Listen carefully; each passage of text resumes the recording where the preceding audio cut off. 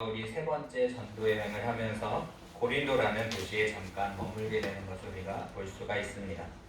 그때는 아마 겨울이었던 것 같아요. 그는 전도 여행을 잠깐 멈추고 겨울을 이제 고린도에서 보내기로 작정했습니다.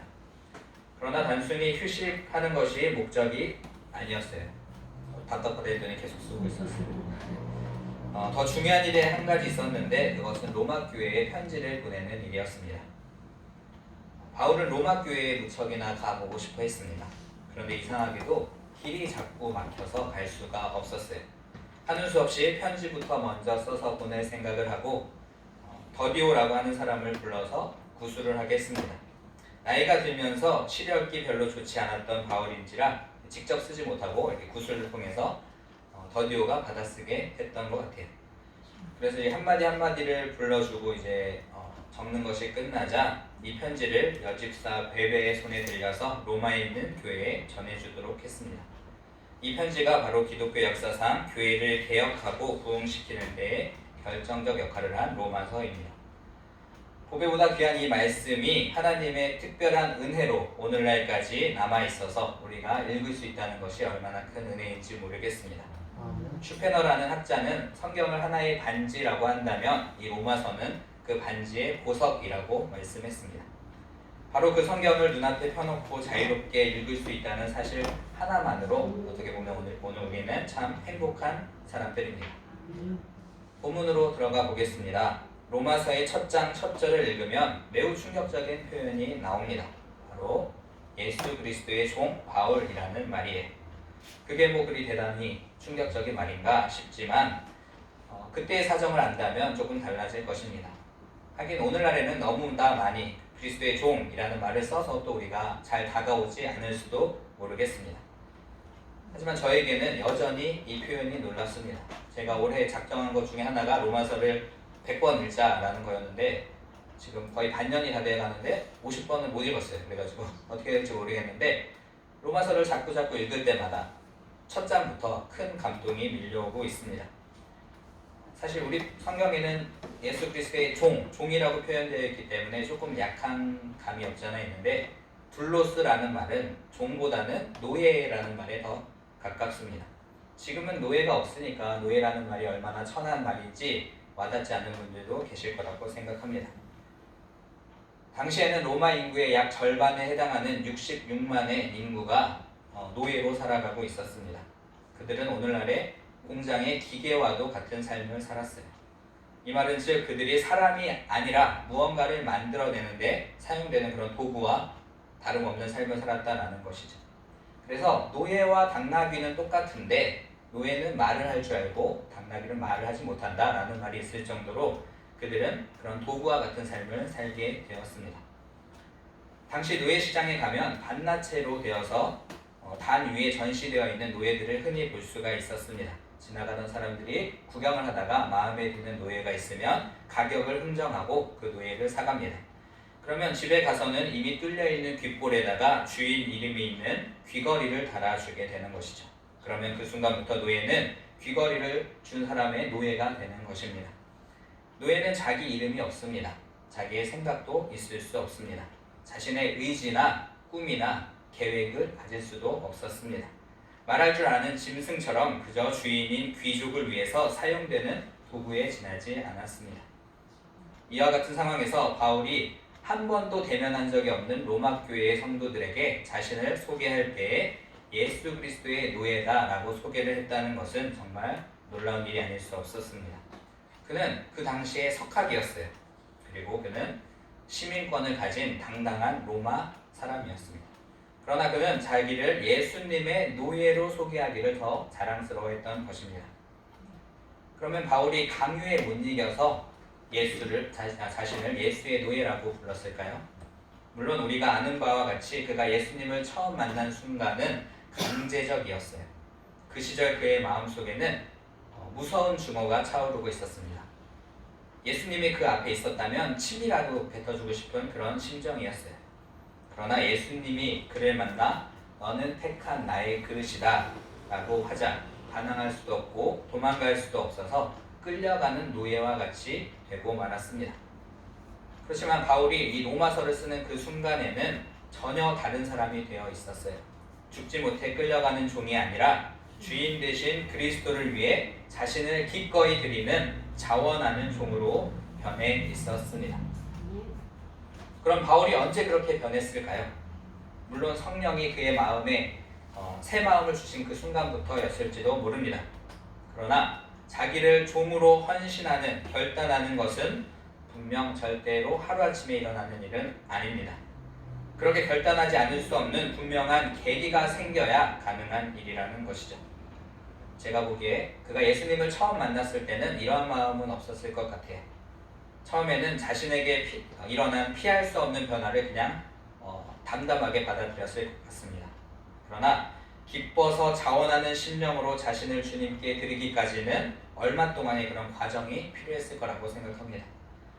오늘 본문 2절에서 4절까지의 말씀을 보시면 그가 어떻게 예수님을 위해서 종으로 헌신할 수 있었는지 그 과정에 대해서 약간을 생각해 볼 수 있을 것 같습니다. 함께 읽어볼까요? 로마서 1장 2절부터 4절까지의 말씀입니다. 시작! 이 복음은 하나님이 선지자들을 통하여 그의 아들에 관하여 성경에 미리 약속하신 것이라. 그의 아들에 관하여 말하면 육신으로는 다윗의 혈통에서 나셨고 성결의 영으로는 죽은 자들 가운데서 부활하사 능력으로 하나님의 아들로 선포되셨으니 곧 우리 주 예수 그리스도시니라. 아멘. 바울은 예수님을 만나고 얼마 지나지 않아서 구약 성경을 들고 아라비아 사막으로 들어갔습니다. 갈라디아서 1장을 보시면 거기서 그는 3년 동안 은둔한 것을 알 수가 있어요. 아마도 그는 그 시간에 주님의 말씀을 철저하게 검토하고 연구하는 시간을 가졌을 것입니다. 자기가 다메섹 도상에서 만난 그분이 과연 하나님이 구약 선지자들을 통해 예언하신, 약속하신 그 메시아인지, 과연 인류에게 복이 되시는 구원자인지를 철저히 검토했을 것입니다. 창세기 12장 2절에서 나오는 복이 바로 예수 그리스도이신지, 이사야가 예언한 이새의 줄기에서 난 싹이 다른 사람이 아니라 베들레헴 말구에 태어나신 그 예수 그리스도가 맞는지를 밝히는 작업을 쉬지 않고 했을 것 같아요. 이러한 작업 끝에 그는 이사야가 예언한 가난한 자에게 복음을 전하기 위해 성령의 기름 부음 받은 종이 자신이 만난 예수 그리스도임을 알았습니다. 이사야 49장 6절에 등장하는 땅끝까지 구원을 베푸는 이방의 빛이 다른 사람이 아니라 예수 그리스도라는 것을 알았습니다.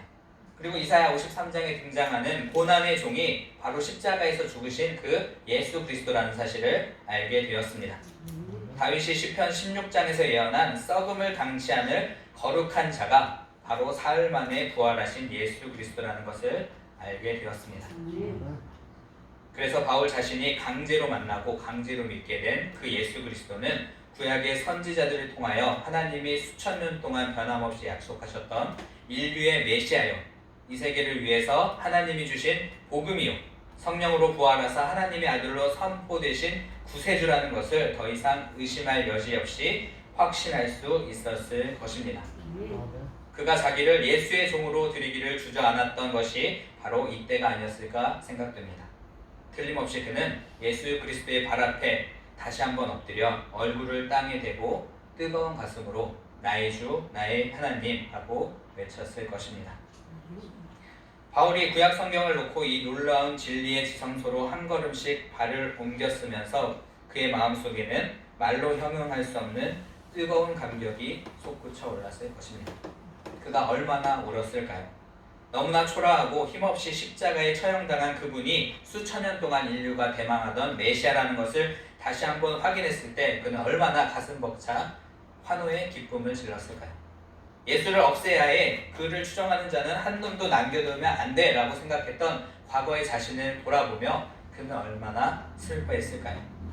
바울은 자기를 불러 복음을 세상에 전하는 사도로 임명하신 예수 그리스도의 그 한량없는 은혜 앞에 너무 감격해서 목 놓아 울었을 것이 틀림없습니다.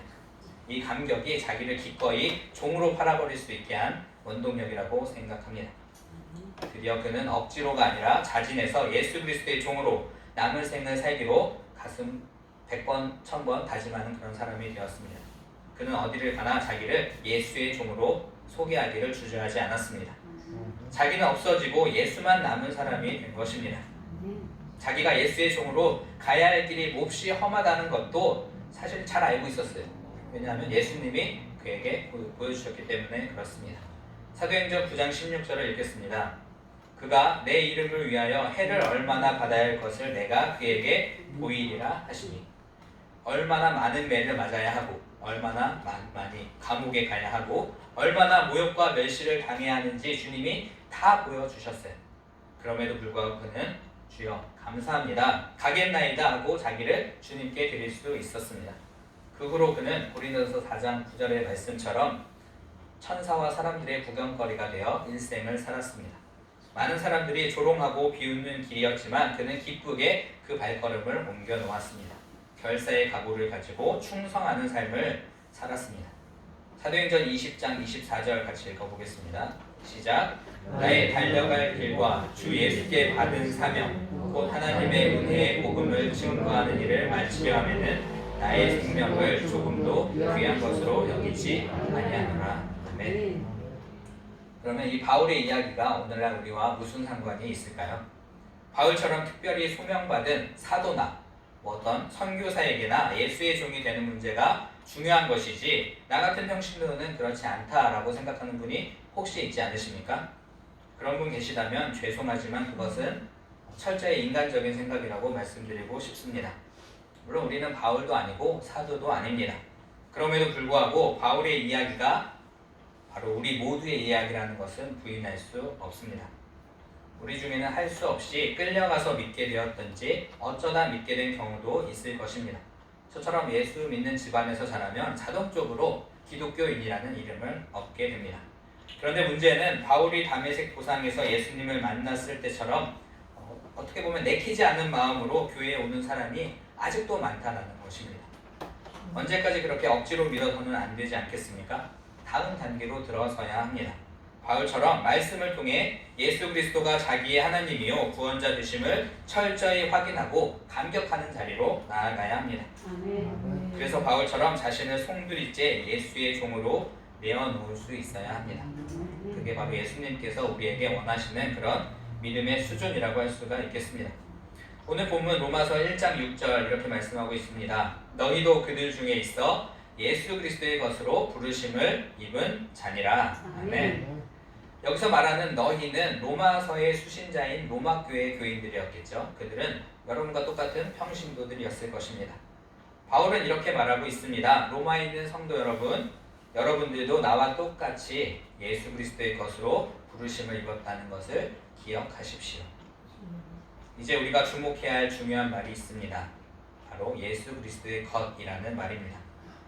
예수님의 소유가 되었다는 말입니다. 그 말은 우리가 예수님의 종이 되었다는 말입니다. 우리 자신이 없어지고 주인 대신 예수의 종으로 남게 된 것입니다. 사도 바울은 자기만 예수 그리스도의 종이라고 말하지 않았습니다. 사도도 아니요 선교사도 아닌 로마 교회의 교인들 역시 자기와 똑같은 그리스도의 노예라고 서슴없이 말하고 있습니다. 이 사실을 부인하면 우리는 지금 당장 로마서를 덮고 자리에서 일어나야 합니다. 그 안에는 온통 예수 믿고 그의 종된 자들의 이야기만 나오기 때문에 그렇습니다. 자기를 그리스도의 종으로 내놓기 싫어하는 자가 그것을 읽을 필요가 어디에 있겠습니까?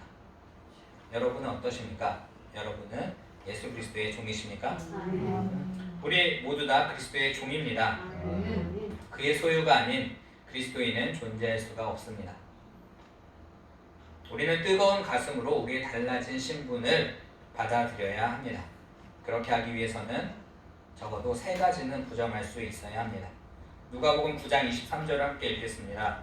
아무든지 나를 따라오려거든 자기를 부인하고 날마다 제 십자가를 지고 나를 쫓을 것이니라. 아멘. 여기서 자신을 부인해야 된다라고 하고 계시는데 첫 번째, 나는 주인이 아니다라고 말할 수 있어야 합니다. 우리는 우리 자신의 주인도 아니요 우리 생의 주인도 아니라는 말입니다. 다시 말해서 주인의식을 우리가 송두리째 포기하는 것입니다. 그 다음은 내 것은 아무것도 없다, 나에 있는 것은 전부 내 것이 아니다 라고 고백하는 것입니다. 이것은 소유권을 포기한다라고도 볼 수 있겠죠. 마지막으로 나는 내 마음대로 살 수 없다 라고 선언할 수 있어야 합니다. 그건 생존권의 포기라고 할 수가 있겠죠. 왜 주인의식, 소유권, 생존권을 포기해야 합니까? 대답은 간단하죠. 우리가 누구의 것이기 때문에? 예수님의 것이기 때문에 그렇습니다. 그런데 사실은 자기가 예수님의 종임을 잘 모르고 교회를 드나드는 사람이 얼마나 많은지 모릅니다. 고린도전서 6장 19절 20절을 보겠습니다. 시작. 너희는 너희의 것이 아니라 값으로 산 것이 되었으니 그런즉 너희 몸으로 하나님께 영광을 돌리라. 로마서 14장 7절 8절입니다. 우리 중에 누구든지 자기를 위하여 사는 자가 없고 자기를 위하여 죽는 자도 없도다. 우리가 살아도 주를 위하여 살고 죽어도 주를 위하여 죽나니 그러므로 사나 죽으나 우리가 주의 것이로다. 아멘. 여기서 말하는 너희 그리고 우리가 누구죠?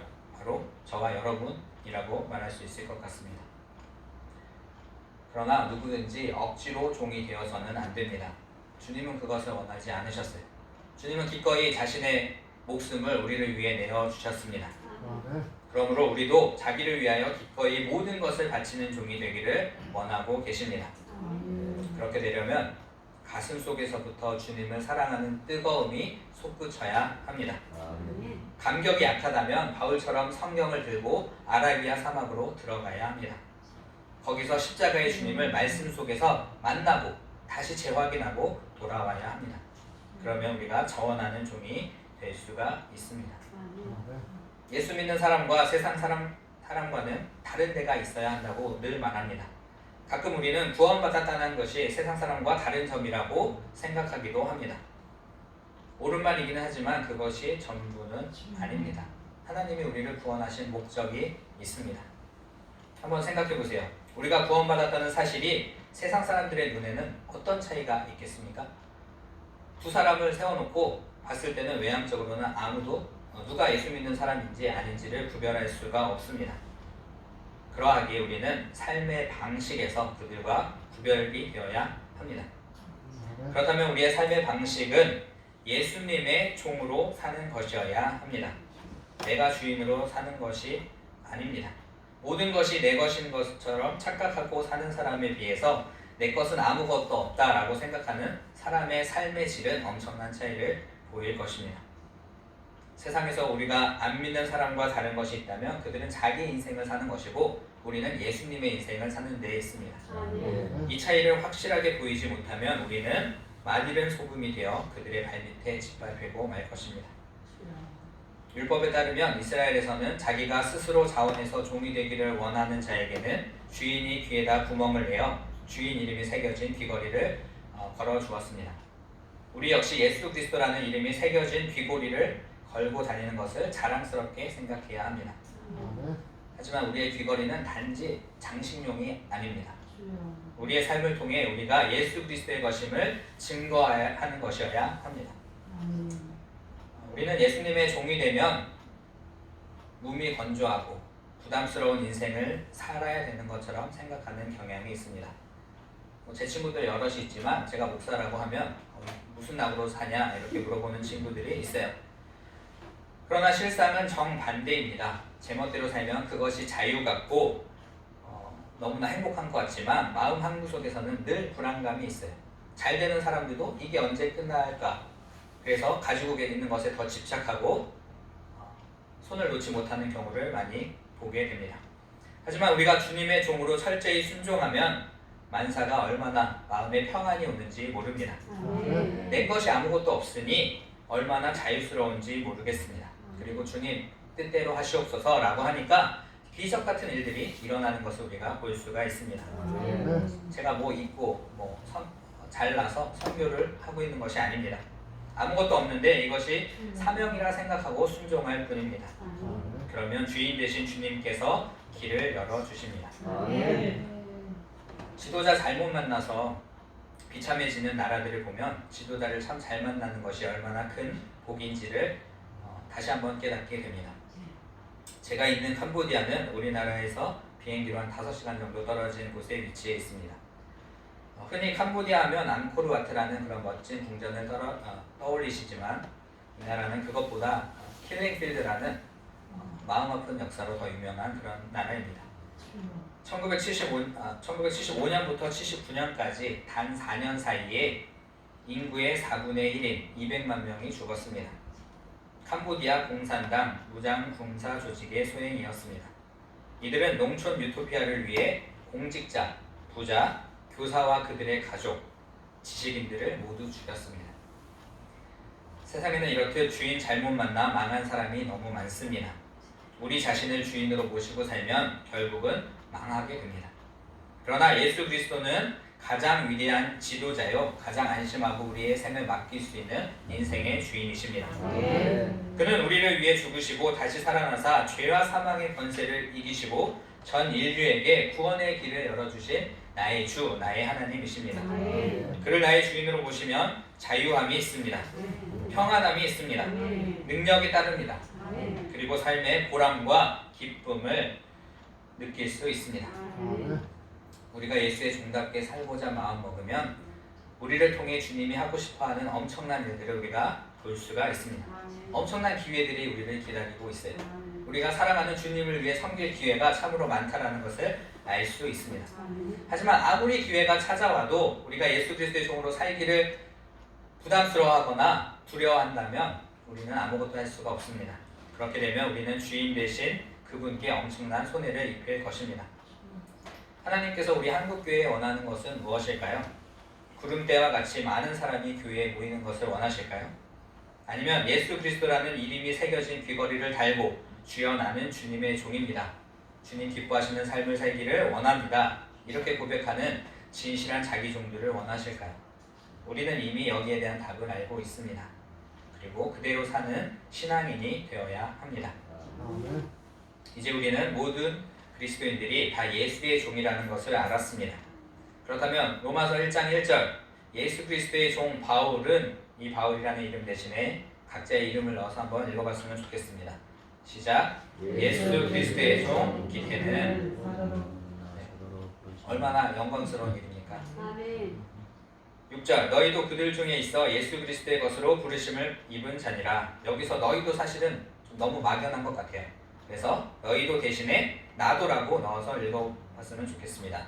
시작. 나도 그들 중에 있어 예수 그리스도의 종으로 부르심을 입은 자니라. 아멘. 성령께서 이 말씀을 통해 우리 마음속에 생명을 불어넣으실 것입니다. 저희 부부는 캄보디아에서 학교 사역과 교회 사역을 돕고 있습니다. 이미 말씀드린 대로 캄보디아는 지식인층이 많이 죽었기 때문에 아직도 교육 환경이 열악하고 특별히 가르칠 수 있는 사람이 부족합니다. 또한 전체 인구의 95%가 불교인이기 때문에 기독교 교육도 너무 절실합니다. 제가 가서 섬기고 있는 주소망 학교는 고진호 선교사님이 이런 환경 속에서 일반 교육과 기독교 교육의 중요성을 느끼시고 8년 전에 세우신 학교입니다. 현재 유치원부터 초등학교 6학년까지 출석 학생은 총 한 130명 정도 되는 캄보디아 프놈펜 외곽에 위치한 작은 학교입니다. 작지만 불교 국가에서 찬양과 기도와 말씀으로 하루를 시작하는 귀한 학교입니다. 원래 올해에는 중학교를 시작해야 했는데 다들 아시다시피 코로나와 여러 재정적인 문제들로 미뤄지게 되었습니다. 또한 8년 동안 고진호 선교사님이 3개의 교회를 세우셔서 복음 전파 제자 사역을 감당하고 있습니다. 저희는 2019년 8월부터 가서 이렇게 고진호 선교사님의 사역을 돕고 있습니다. 좀 더 자세한 내용은 제가 오늘 2부만 프린트를 해왔는데 여기 있으니 보시고 기도하실 때마다 생각나시면 함께 기도해 주셨으면 감사하겠습니다.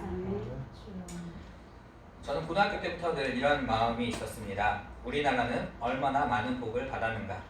복음을 통해 받은 수많은 복은 제쳐두고라도 여전히 밤거리를 보면 수많은 십자가들을 볼 수가 있어요. 그리고 우리가 듣고자 하면 복음을 얼마든지 들을 수 있는 그런 나라에 살고 있습니다. 그리고 저 밖에 주님을 알지 못하는 나라들에는 복음이 얼마나 필요한지를 늘 생각했습니다. 그래서 저는 선교사가 되고 싶었고 그런 기회가 왔을 때 선교사가 되었습니다. 말씀드린 대로 제가 뭐가 있어서 준비가 다 되어서 갔던 것이 아닙니다. 다만 기도하는 중에 주님의 마음을 조금이나마 느낄 수가 있었습니다. 그래서 저는 15절의 말씀처럼 다만 할 수 있는 대로 캄보디아 선교를 가게 되었습니다. 오늘 말씀의 요지처럼 우리는 모두 주님의 종입니다. 그리고 동시에 오늘 본문 로마서 1장 14절의 말씀처럼 복음의 빚진 자입니다. 주님께서 주신 이 복음을, 빚진 이 복음을 갚아야 합니다. 전해야 합니다. 이를 위해 함께 기도해 주시기를 부탁드립니다. 또한 여러분이 서 계신 그 자리에서 할 수 있는 일을 하시면 됩니다. 주님이 여러분을 세상에 보내셨어요. 여러분이 서 계신 그 자리는 어쩌다 간 것이 아니라 주님이 그 뜻을 위해 보내신 자리입니다. 저희는 그곳이 캄보디아일 뿐이고 여러분은 여러분이 서 계신 그 자리인 것입니다. 이제 여러분은 그곳에서 세상 사람들과 비슷하게 사는 것이 아니라 철저히 구별된 사람으로 살아내야 합니다. 뭘 그렇게 힘들게 사냐? 그냥 세상 사람들과 똑같이 살면 되지. 이렇게 편하게 살라는 사탄의 유혹을 이겨내고 우리는 하나님의 일꾼으로 살아야 합니다. 주님의 손에 들려 이 세상을 아름답고 새로운 하나님의 나라로 힘쓰는 그러한 일꾼이 되어야 합니다. 오직 예수 그리스도의 종들만이 해낼 수 있는 일을 위해 쓰임받는 영광스러운 사람들이 되시기를 바랍니다. 겁내지 마십시오. 두려움 갖지 마십시오. 세상이 아무리 여러분을 힘들게 한다 해도, 어렵게 한다 해도 주님이 힘을 주십니다. 그리고 여러분이 어려움을 당하는 그 자리에 주님도 함께 계십니다. 우리에게 먼저 주신 이 복음을 믿지 않는 우리의 가족들에게, 그리고 소외받는 우리의 이웃들에게 그리스도의 사랑으로 전해 주시기 바랍니다. 마지막으로 성경 읽겠습니다. 오늘 본문 16절 17절 함께 읽어보겠습니다. 내가 복음을 부끄러워하지 아니하노니 이 복음은 모든 믿는 자에게 구원을 주시는 하나님의 능력이 됨이라. 먼저는 유대인에게요 그리고 헬라인에게로다. 복음에는 하나님의 의가 나타나서 믿음으로 믿음에 이르게 하나니 기록된 바 오직 의인은 믿음으로 말미암아 살리라 함과 같으니라. 아멘. 복음은 믿는 자에게 구원을 주시는 하나님의 능력입니다. 이 능력을 힘입어 날마다 믿음으로 말미암아 살아가는 우리 모두가 되기를 주님의 이름으로 축원합니다. 기도하겠습니다. 사랑해 주님 감사합니다. 죽어 마땅하고 심판의 불에 들어가야 마땅할 우리를 위하여 자기 목숨을 내어주심을 감사합니다. 세상에 이런 주인이 어디에 있습니까? 그 사랑에 감격하는 저희가 되기를 원합니다. 그 감격을 가지고 주님의 일에 헌신하는 충성된 주님의 종들이 되기를 원합니다. 이 시간 주님 고백하고 다짐하고 그렇게 살기로 결심하오니 주님 그렇게 살 수 있도록 힘 주시고 능력 주시옵소서. 하나님의 능력인 복음을 들고 이 땅과 전 세계로 퍼져나갈 수 있는 저희들 될 수 있도록 도와주시옵소서. 지금도 힘내고 있는 각 직장에서의 사람들과 또 선교지에서 열심히 사역하고 계시는 선교사님들을 위해 기도합니다. 그들을 위해 힘을 주시고 그들의 마음을 위로하여 주시옵소서. 감사드리며 예수 그리스도의 이름으로 기도드렸습니다.